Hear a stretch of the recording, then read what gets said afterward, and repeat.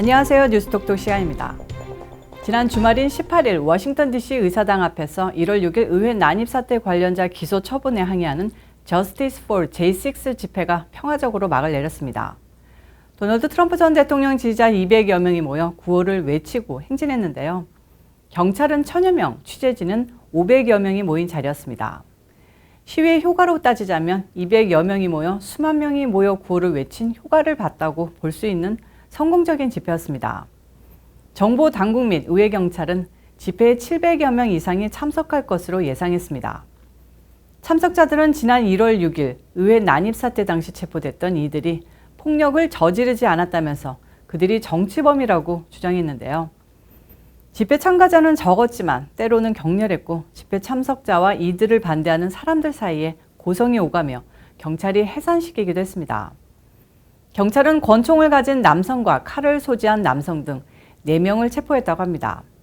그들이 트럼프 대통령 지지자들인지는 알리지 않았습니다. 국민들은 이날 집회에 대해 바이든 정부의 과잉 대응이 지나쳤다는 반응입니다. 연방의사당 주변 모두를 높이 8피트짜리 펜스로 뒤덮었고 주 방위군 수백 명이 출동 대기하고 워싱턴 DC 경찰 모든 가용 인력이 시위 진압을 위해 투입됐습니다. 단지 200여 명 모인 집회에 바이든 정권만 우스운 꼴이 됐습니다.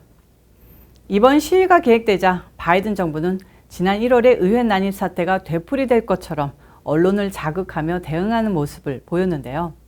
이런 움직임이 바이든 정부의 함정, 그러니까 집회 참가자가 지나칠 경우 과잉 진압으로 이들을 또다시 폭도할 것이고 소규모일 경우 트럼프 세력이 와해됐다는 조롱을 할 것이라는 분석에 따라 집회지휘부가 집회를 완벽히 소규모로 평화롭게 진행해 바이든 정부의 과잉 대응을 아예 우스꽝스럽게 만들었다는 후문이 돌고 있습니다.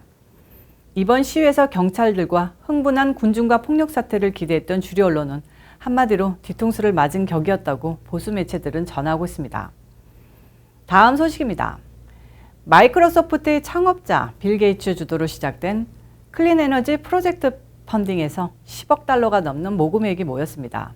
브레이크스루 에너지 카탈리스트는 빌 게이츠가 기후위기 관련 4가지 주요 해결책에 대한 상용화를 가속화하고 비용 경쟁력을 높이기 위해 설립한 민관협력 투자 프로젝트인데요.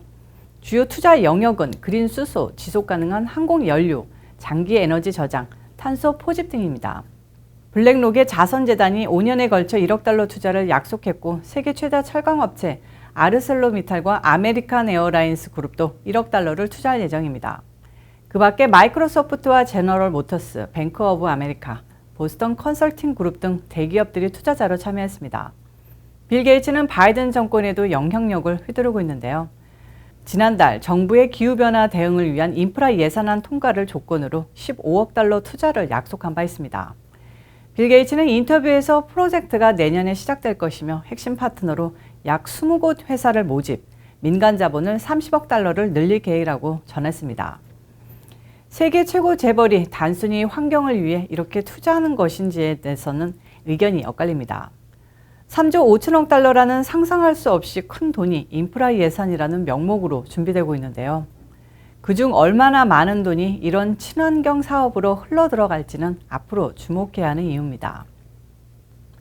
중남미의 카라벤 난민, 아프간 난민에 이어 이제는 IT 난민까지 미국으로 몰려들고 있습니다. 지금 멕시코와 국경을 이루는 리오그란데 강 건너에는 대통령 암살 사건과 괴멸적인 지진으로 사실상 국가가 망해버린 것과 다름없는 IT에서 건너온 12,000여 명의 난민들이 노숙하면서 미국으로 넘어올 기회를 엿보고 있는데요. 이들은 바이든의 불체자 유화 정책에 기대를 걸면서 아메리칸 드림을 꿈꾸고 있습니다. 이에 미국의 보수 우파는 물론 중도층 일부 민주당 지지 국민들도 손사래를 치고 있는데요. 이들은 트럼프 전 대통령 당시의 불체자 방지법 및 추방법을 다시 도입해야 한다고 한 목소리를 내고 있습니다. 이에 바이든 정부는 현재 텍사스주와 멕시코 국경지대에 몰려든 IT 난민들을 송환하는 작업에 착수했다고 전해졌습니다. 민주당 진영에서 이견이 엇갈리고 있는데요.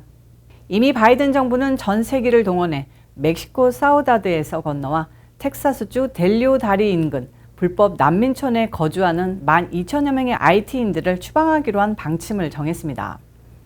이미 지난 18일 320명 이상의 난민을 3차례에 걸쳐 IT 수도인 포르토프랑스로 송환했습니다. 또 오는 22일부터는 매일 7차례 항공 노선을 운영해 난민들을 송환할 계획이라고 합니다.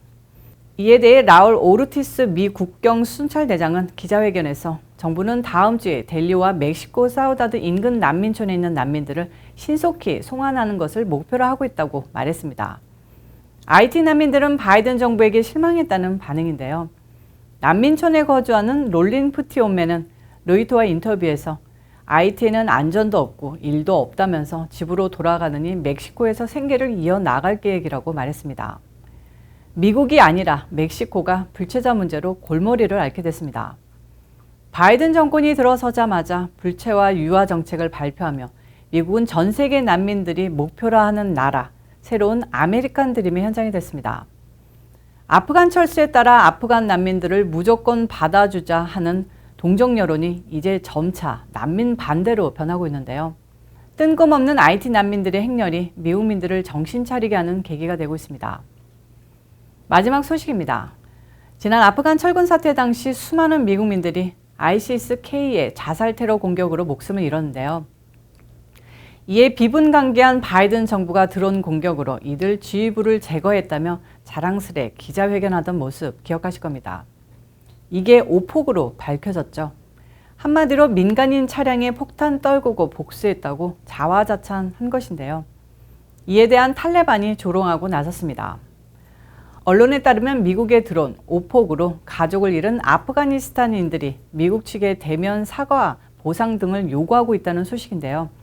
지난달 말 아프간 수도 카불에서의 미군 드론 공습으로 3살 난 딸 말리카를 잃은 에말 아흐마디는 사과한다는 말만으로는 부족하며 공습 책임자가 처벌받아야 한다고 말했습니다. 그는 희생자 가족들이 경제적 보상과 함께 미국이나 안전한 나라로의 이주도 원한다고 덧붙였습니다. 앞서 지난달 29일 미군의 카불 시내 드론 공습으로 인해 어린이 최대 7명을 포함해 민간인 10명이 사망했습니다. 바이든 정부는 미군의 드론 공격이 오폭이었다는 언론의 주장에 침묵했는데요. 뉴욕타임스는 공습 표적이던 차량 운전자가 미국 구호단체 역량교육 인터내셔널의 협력자인 제마리 아흐마다였다고 보도했습니다. 이후 케네디 맥켄지 미 중부사령관은 지난 17일 참담한 실수였다며 오인 공습을 인정하고 진심으로 사과한다고 말했습니다. 쫓겨나는 듯했던 철군 작전의 망신도 모자라 미국의 위신이 바닥에서 지하로 추락하는 장면이었습니다.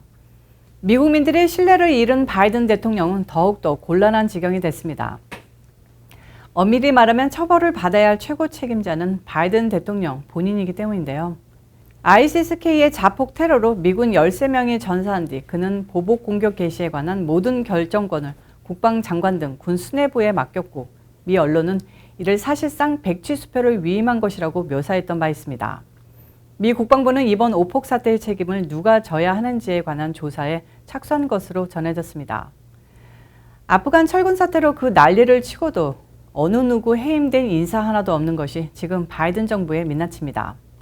주류 언론도 냄비처럼 끓다가 예상대로 사그라들었습니다. 도대체 무슨 배짱인 것일까요? 뉴스톡톡 오늘 순서 마치겠습니다. 시청해주셔서 감사합니다.